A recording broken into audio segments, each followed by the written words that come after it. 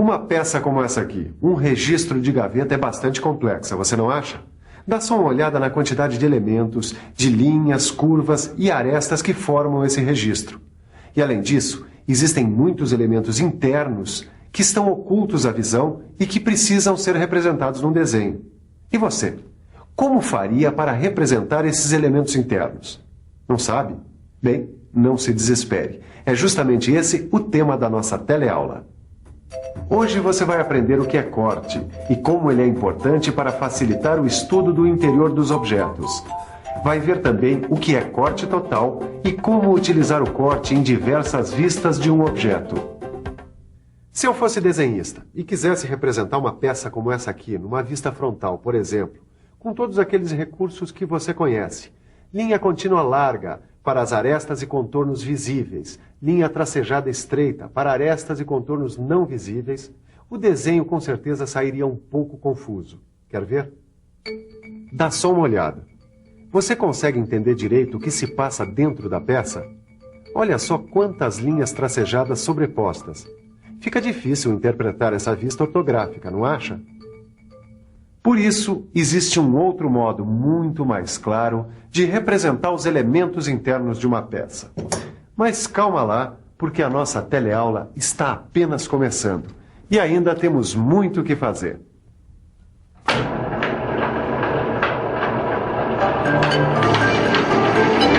Olha, não há dúvidas de que vocês estão com uma boa noção de como representar peças. Bom, eu achei muito legal fazer esse trabalho. Gostoso mesmo. É desenhar de observação. No começo é difícil, mas depois a gente vai pegando o jeitão, né? Bom, o importante é que com isso vocês estão exercitando a capacidade de entender um desenho, qualquer desenho. Bom, agora a gente já está bem mais adiantado, né? A gente já viu perspectiva isométrica e projeção ortográfica com vários elementos. Mas eu ainda tenho uma dúvida, Silva. Se o desenhista quiser mostrar a peça por dentro, como é que ele faz isso? Aí entra em cena, ô Tito, um outro recurso que o desenhista tem para mostrar aos profissionais de mecânica, como nós, os detalhes internos de uma peça. É a representação em corte. Em corte?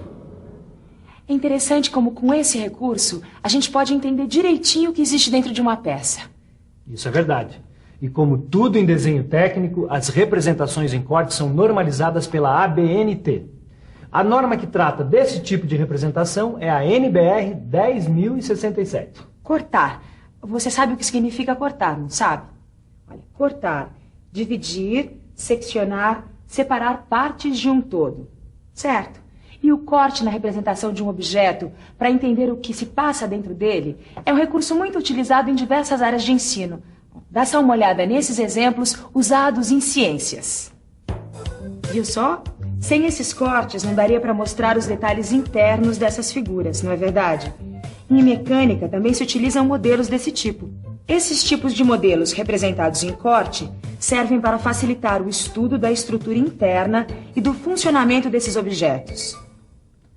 Esses exemplos foram ótimos, Ângela, mas só tem uma coisa. Nem sempre é possível aplicar cortes reais nos objetos para seu estudo. É verdade. Em certos casos, você deve apenas imaginar que os cortes foram feitos. É isso que acontece em desenho técnico mecânico. Você se recorda desse desenho aqui? É uma vista frontal do registro de gaveta. É bastante confuso, não é mesmo? Agora, dá uma olhada nesse outro desenho aqui. Este aqui também é uma vista frontal do registro de gaveta. Mesmo sem saber interpretar uma vista frontal em corte, você deve concordar que essa representação aqui é mais simples e clara. Isso porque aqui só são usadas linhas para representar arestas e contornos visíveis. Mas a representação em corte só é usada na indústria quando os detalhes internos de uma peça são tão complicados que sua compreensão pela representação normal fica muito difícil, como no caso deste registro de gaveta. Caio, essa aqui parece bem difícil, cara. Também tô achando difícil. Calma, gente. Em primeiro lugar, não se esqueçam de que vocês não são desenhistas e que estão fazendo esses exercícios apenas para exercitar a capacidade de interpretar um desenho técnico, que, diga-se de passagem, não é tão difícil assim como vocês estão pensando. É só uma questão de ler e interpretar. Tudo bem, Silva. Então dá logo as dicas pra gente. Olha, a melhor maneira de se entender bem esse assunto é começar com um modelo bem simples. Quando vocês dominarem a leitura e interpretação de cortes em modelos simples, vão estar preparados para entender a representação em corte em qualquer tipo de peça ou modelo. E também para ler e interpretar os vários tipos de cortes. Vários tipos de corte? Quer dizer que tem mais de um? Bom, é claro que tem mais de um tipo de corte. Na verdade, existem vários. E nessa e nas próximas teleaulas você vai ver um tipo de corte por vez, para ficar bem claro. Bom, e hoje a gente vai ver o corte total. Corte total? Nossa, parece que vai cortar a peça toda, não vai sobrar nada. Na verdade, o corte total é aquele que atinge a peça em toda a sua extensão. Será que ficou difícil de entender? Não, você explicou bem. Mas como sempre, é melhor mostrar, não? Boa ideia. Então dá só uma olhada. Você está vendo? O corte atinge a peça em toda a extensão. Mas é bom se lembrar que os cortes em desenho técnico-mecânico são apenas imaginários. Bem lembrado. A utilidade deles é mostrar elementos internos da peça que não estejam visíveis na posição em que se encontra o observador. E você deve considerar o corte realizado por um plano de corte, também imaginário. No caso do corte total, o plano de corte atravessa completamente a peça, atingindo as suas partes maciças. Você já sabe, ter um modelo real ajuda a beça na hora de estudar. Usa a sua imaginação e habilidade e faça os modelos com o material que você tiver à sua disposição. Joia! Com esse modelo, a gente vai poder estudar melhor essa coisa de corte total e aplicar tudo que o Silvio ensinou pra gente. E eu já tenho uma dúvida. Será que a gente pode fazer um corte em qualquer vista que a gente aprendeu? Na vista frontal, por exemplo? Eu acho que sim. Mas a gente tem que colocar a mão na massa. Que tal se a gente fizesse um corte na vista frontal? Tá. E por onde a gente começa? Deixa eu ver... Vamos pensar um pouco? Vamos pensar um pouco. Para ficar mais claro, vou imaginar um corte nesse modelo simples. Ele tem 2 furos redondos dos lados e um furo quadrado na base. Agora eu vou tentar imaginar essa peça numa vista frontal. Olha só! Nesta vista, os furos não ficam visíveis. Para que esses elementos fiquem visíveis numa representação, é necessário imaginar aquele tal plano de corte. Aí, este plano de corte imaginário vai dividir o modelo ao meio, em toda a extensão, atingindo todos os elementos da peça. Olha só. Agora eu posso ver as partes escondidas. Acho que é por aí mesmo. Para facilitar, eu vou remover a parte anterior do modelo. Ei, dá só uma olhada na projeção que a peça seccionada faz no plano de projeção vertical. Acho que isso é uma representação com corte. Isso é mesmo uma representação com corte. E esse plano de corte, paralelo ao plano de projeção vertical, tem um nome, chama-se plano longitudinal vertical. E como você viu, o plano longitudinal vertical divide o modelo ao meio, em toda a extensão, atingindo todos os elementos da peça. E a vista frontal deve ser representada assim. As partes maciças do modelo são representadas achuradas. Aqui, nesse caso, as achuras são formadas por linhas estreitas inclinadas a 45 graus e paralelas entre si. Essas achuras são formas convencionais de representar as partes maciças atingidas pelo corte. Os furos não recebem achuras, pois são partes ocas que não foram atingidas pelo plano de corte. Os centros dos furos são determinados pelas linhas de centro, que também devem ser representadas nas vistas em corte. Para o profissional da área de mecânica, que precisa saber interpretar um desenho, é importante saber que a ABNT recomenda um tipo de achura para cada material que se quer representar. O tipo de achura utilizado neste desenho indica que o material utilizado na confecção do modelo é metal. Mas antes dá uma olhada novamente no modelo seccionado e em suas vistas ortográficas. Você pode notar que só a vista frontal está representada em corte, porque o observador imaginou o corte vendo o modelo de frente. E repare também aqui na vista frontal a indicação do nome do corte, corte AA. A ABNT recomenda o uso de 2 letras maiúsculas repetidas para designar o corte. Pode ser AA, BB, CC, dependendo do número de cortes que existirem na peça.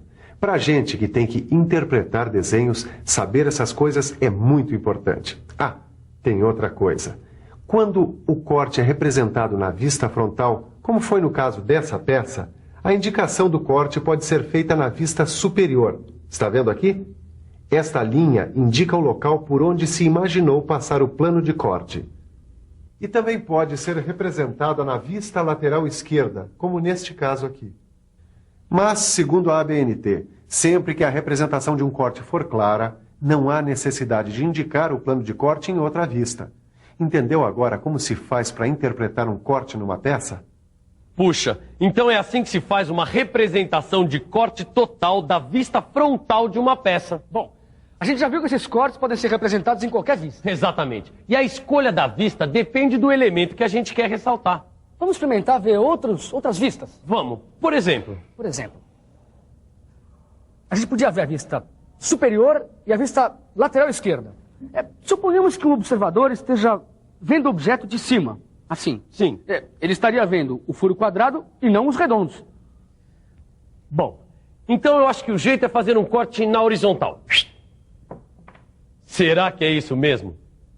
É isso mesmo. E por causa disso, esse plano de corte é chamado plano longitudinal horizontal. Mas a melhor coisa é dar uma olhada. Olha só, esse corte vai dividir a peça em duas partes. E os furos redondos que estavam ocultos ficam visíveis.